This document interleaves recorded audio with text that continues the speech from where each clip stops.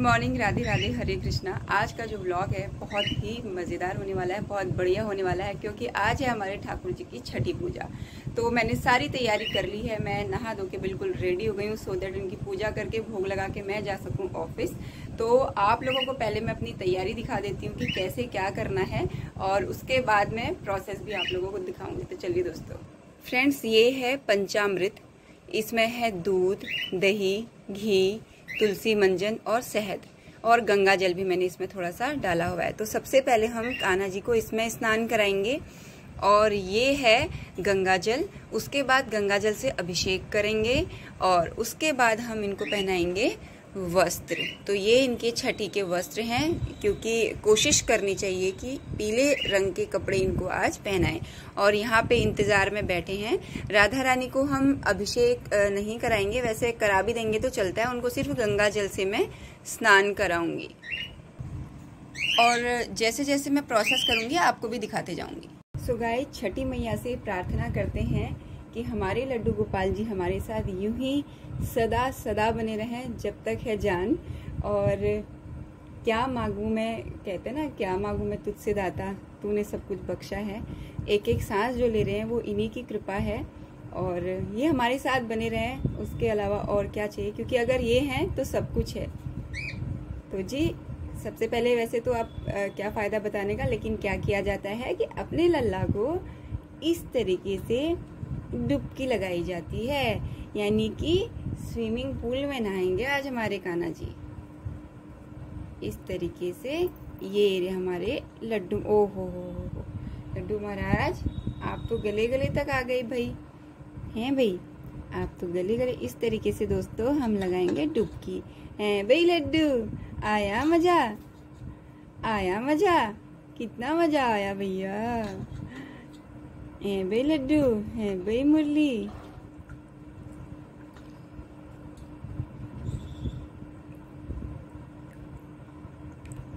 दोस्तों एक बात ध्यान रहे, बर्तन साफ होना चाहिए, सारी सामग्री साफ होनी चाहिए, आपके हाथ साफ होने चाहिए। उसका कारण ये है कि ये जो चरणामृत है उसके बाद हमने प्रसाद के रूप में ग्रहण करना है। क्योंकि अगर आप बर्तन साफ नहीं रखेंगे कि नहलाना ही तो है, या कोई भी एक चीज साफ नहीं होगी, तो फिर आपको इसमें ग्रहण करने में असुविधा हो सकती है।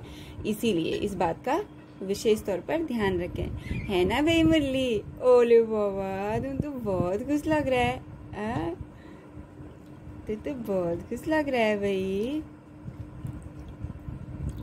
तो जी, जब तक ये इसमें विराजते हैं थोड़ी देर, हम अपनी राधा रानी को नहला देते हैं। तो जी, अब मैं राधा रानी को स्नान कराऊंगी, और राधा रानी को स्नान कराते हुए कभी भी पूर्ण वस्त्र नहीं उतारे जाते हैं, इस बात का ध्यान रखना चाहिए। दूसरा, क्योंकि मैं बाल रूप में इनकी सेवा करती हूँ, यानी कि मातृ रूप में मैं इनकी सेवा करती हूँ, तो मैं जब राधा को नहलाती हूँ और सिर्फ मैं होती हूँ, तो मैं उसके लंगोट भी निकाल करके उसको स्नान कराती हूँ। क्योंकि जब माँ अपने बच्चे को नहलाती है तो वो चाहे लड़का है या लड़की, तो कोई फर्क नहीं पड़ता। हम बचपन में अपने बच्चों को भी जब नहलाते हैं तो वस्त्र निकाल के ही नहलाते हैं। लेकिन अभी मैं रिकॉर्डिंग यहाँ पे बंद करूंगी, और राधा रानी को वस्त्र पहनाने के बाद अच्छे से स्नान करा के फिर आपको दर्शन कराती हूँ। तो जी देखिए, मेरी राधा ने नहा लिया है, राधा ने वस्त्र भी पहन लिए हैं। अभी जब ये पूरा बिठाऊंगी आसन में तो पूरा लुक आएगा राधा का प्यारा सा, प्यारी सी ड्रेस में, तो फिर आप लोगों को दर्शन कराऊंगी। अब इन्होंने बहुत मजे ले लिए हैं पंचामृत में डुबकियां लगाने के, स्नान करने के। वैसे जो नए लड्डू लाते हैं जन्माष्टमी पे, आज इनका नाम रखा जाता है, क्योंकि हमारे पास तो ऊपर वाले की कृपा से ठाकुर जी को हमसे सेवा करानी थी, तो ये पहले से हमारे पास है, तो इसीलिए इनका नाम ऑलरेडी है। तो ये हमारे लड्डू, और जब तक मैं लड्डू को नहलाती हूँ तब तक मुरली जी को और वहाँ पे बैठने देते हैं। तो इसमें है गंगा जल, आई होप आपको दिख रहा होगा, क्योंकि मेरा जो ट्राइपॉड है, ट्राइपॉड नहीं है, टूट गया है। ये थोड़ा छोटा सा स्टैंड है। शंख जो होता है उसमें गंगा जल भर के इस तरीके से अभिषेक कराया जाता है, और उससे क्या होता है कि जो दूध, दही, घी लगा होगा इनके श्री विग्रह पे, वो भी हट जाएगा, और अभिषेक तो कराना ही होता है।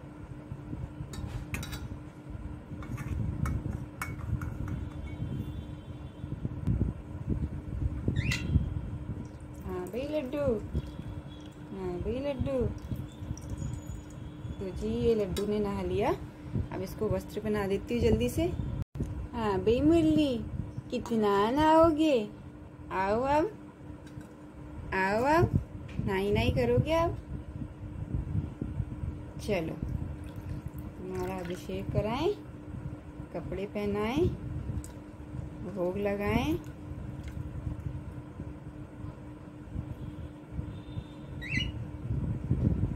तो दोस्तों मेरे लड्डू, राधा ने, मुरली ने, सब ने नहा लिया है, सिर्फ गणेश जी को स्नान कराना रह गया है। अब मैं इनको रेडी कर लेती हूँ, उसके बाद आप लोगों को दर्शन कराती हूँ, अन्यथा ब्लॉग जो है वो बहुत बड़ा बन जाएगा। तो आपसे मिलती हूँ इन लोगों को रेडी करने के बाद। बोलिए दोस्तों राधे राधे। तो मेरे लड्डू, राधा, मुरली बिल्कुल तैयार हो गए हैं, तो जल्दी से आपको करा देती हूँ दर्शन। और ये करिए भाई, रोज लड्डू और राधा के दर्शन एक साथ ही हो जाते हैं। तो राधा को आज से मैं रोज एक बार पूर्णा भी बुलाने वाली हूँ, सो दैट राधा और मैं उसका नाम ना भूलें दोबारा से। तो ये बहुत प्यारी ड्रेस लग रही है, लेकिन लड्डू तो हमारा ढक गया बिल्कुल है भाई लड्डू, तू तो दिख ही नहीं रहा भैया। और ये रे हमारे मुरली जी, देखिए देखिए, अब ऐसे देखिए, इस तरफ है मुरली जी और इस तरफ है राधा रानी, और बीच में लड्डू। लड्डू इतना छोटा लग रहा है इन दोनों के सामने। और ये है हमारे गणपति जी, इनको भी स्नान करा दिया था। तो ये आज के दर्शन है दोस्तों। और अब मैं इनका भोग वगैरह लगा लेती हूँ और आपसे मिलती हूँ बाद में। गाइस मैं इतने सारे फूल लेके आई थी, पार्क में घूम घूम के, चक्कर लगा लगा के भी कैसे भी करके 2-3 कलर के फूल चाहिए, और एक्साइटमेंट में फूल चढ़ाए नहीं। अभी याद आई मुझे कि मैं जब भोग लाने गई ना इनका, मैंने कहा चलो कोई बात नहीं, आपको भी एक बार फूल चढ़ा के फिर से इनके दर्शन करा देती हूँ। तो आज ये इतने प्यारे लग रहे हैं, शायद ये चाहते हैं कि और हम इनके दर्शन करते रहें। कि मैंने स्नान और उसके बाद जो भी भोग वगैरह करना होता है, तब तक का आपको सारा ब्लॉगिंग अभी तक आपने देख लिया होगा। और अभी माखन और मिश्री का भोग लगाया था। दिन में हम उनको कड़ी प्रसाद का भोग लगाएंगे, यानी कि कड़ी बनाऊंगी, दिन में कड़ी चावल बनाऊंगी और उसका भोग लगाऊंगी। और वैसे भी मॉर्निंग में इतना ही टाइम भी था, तो सारी चीज़ों को लेकर के चलना पड़ता है। और तब मैं आप लोगों को फिर से दर्शन कराऊंगी ठाकुर जी के। देख सकते हैं ये हो रही है कड़ी की तैयारी। छोटे छोटे पकौड़े बना रही हूँ मैं, क्योंकि कड़ी के साथ बड़े पकौड़े अच्छे नहीं लगते। और थोड़ा और ये पेस्ट बचा हुआ है, क्योंकि मेरे पास टाइम है बहुत कम। ये कड़ी पत्ता है, तो इसीलिए मैं साथ के साथ ही दूसरी गैस पे मैंने कढ़ाई भी चढ़ा दी है, जिसमें मैं तब तक बाकी की तैयारी कर लेती हूँ। ये बेसन और दही है, इसमें अभी जल्दी से इंग्रेडिएंट्स मिला लेती हूँ। जब तक मेरे ये पकोड़े बनेंगे तब तक दूसरी साइड मेरे इसके लिए बाकी का काम हो चुका होगा। दोस्तों जल्दी से अपनी रेसिपी बता देती हूँ आपको, क्विक रेसिपी। ये मेरे पकोड़े बन चुके हैं, ये वाले थोड़े ज्यादा ब्राउन हुए हैं, इट्स ओके। ये थोड़ी सी राई है और ये बेसन और दही का पेस्ट है, जिसमें मैंने 2 छोटी चम्मच बेसन डाले हैं और 1 बड़ी कटोरी इसमें मैंने दही डाली है। और कड़ी पत्ता के साथ ही ये लाल मिर्च है। अब जो राई डालूंगी, राई के साथ ही मैं डाल दूंगी मिर्च। तो आप देख सकते हैं ये बन रही है कड़ी। इसमें है छौंक लगाया था राई, कड़ी पत्ता और लाल मिर्च का, तो और उसमें जो पेस्ट मैंने आपको बता दिया था। अब ये पक के काफी सारा बहुत देर पकाना पड़ता है इसको, और जब ये पक जाए उसके बाद इसमें डाली जाएगी पकौड़ियाँ। तो ये एक काम मेरा हो गया। अब ये एक चूल्हा खाली हो चुका है, इस तरफ मैं चढ़ा देती हूँ चावल। पैरेलल काम करना पड़ेगा, तब जाके होगा जल्दी, क्योंकि मेरे को आज बहुत सारा काम करना है।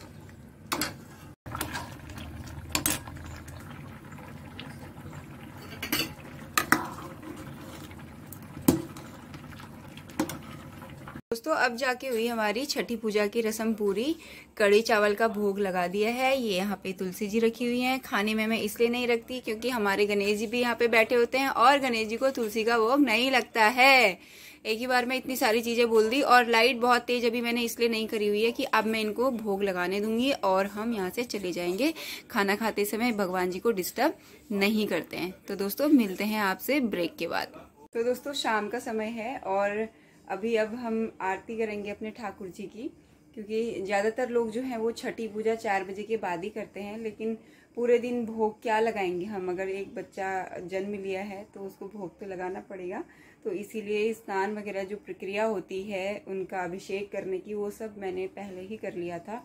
दिन में ही मैंने इनको भोग भी लगा दिया था, इनका पसंदीदा कढ़ी चावल का। लेकिन अभी हम शाम की आरती करेंगे और उसके बाद जैसे आरती ख़त्म होगी और इस व्लॉग को भी फिर हम यहीं पे एंड करेंगे। ये है पूजा की तैयारी, प्रसाद है और तुलसी जी के लिए दिया है, और जो अभी हम आरती उतारेंगे फिर ऊपर मंदिर में रख दूंगी वो है धूप है, और निछावर है मेरे ठाकुर जी के लिए। जो निछावर होते हैं यानी जो दक्षिणा होती है वो आप अपनी क्षमता के अनुसार और जो आपको सही लगे उतना रख सकते हैं, और बाद में उसका उन्हीं के लिए कुछ चीज़ लेनी चाहिए, अपने ऊपर फिर उसको खर्च नहीं किया जाता। ये मिट्टी के दिए हैं, लेकिन ये वॉश करने के बाद में फिर रीयूज़ करती हूँ। बहुत सारे लोग नहीं करते पर मैं करती हूँ, क्योंकि इतने सारे अगर दीपक रखते जाएंगे या फेंकते जाएंगे तो वो वेस्ट होते हैं। इसलिए मैं यूज़ तो करती हूँ क्योंकि वो जूठा माना जाता है, लेकिन मैं वॉश करने के बाद यूज़ करती हूँ उसको। तो दोस्तों, इससे पहले कि मैं आरती शुरू करूं, आप एक बार दर्शन कर लीजिए फिर से, और मैं अभी व्लॉग को फिर यहीं पे एंड करूंगी। देखिए कितने चमक रहे हैं हमारे मुरली जी, जैसे स्नान करते समय चमक रहे थे वैसे ही अभी भी चमक रहे हैं, और लड्डू भी चमक रहा है, लेकिन इन दोनों ने घेर लिया है राधा रानी ने और हमारे मुरली जी ने लड्डू को। वो छोटा सा है तो बीच में, कोई बात नहीं। तो ये थे इनके शाम के दर्शन। अब मैं कर लेती हूँ पूजा और आपसे मिलती हूँ बाद में।